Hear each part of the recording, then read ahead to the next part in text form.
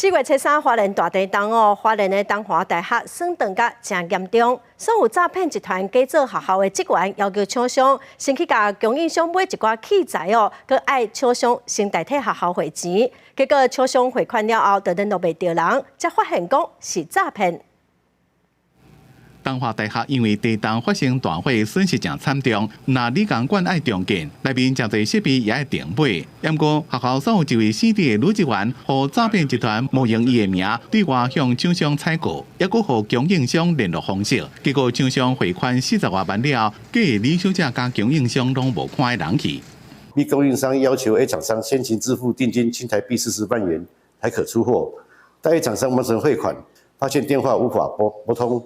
惊觉遭受诈骗，并将其情形告知被害人服务单位。被害人得知冒名情事后，立即向警方报案，并提出诈欺告诉。受害厂商无做回应，私底下讲是因为进前就接东华大学的案件，才会无怀疑汇款给对方。东华大学知影消息了，直直咧网站顶头发声明，讲学校采购拢是公开招标，未叫职员私底下去买。前年我们就发生一次，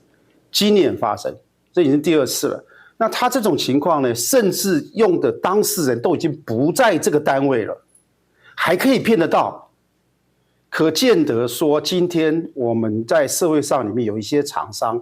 真的他对学校的程序完全不知道。 学校强调，地震后就真担心，会有人利用学校这个时阵需要到3天来进行诈骗，煞真正发生。警方是呼吁民众，这种加讲是某单位的职员对外进行诈骗的案件愈来愈多，像之前就学校的职员用餐厅订食的物件，或者是要求爱心汇款给特定厂商，这种真可疑，民众一定要详细确认才袂受害。记者综合报道。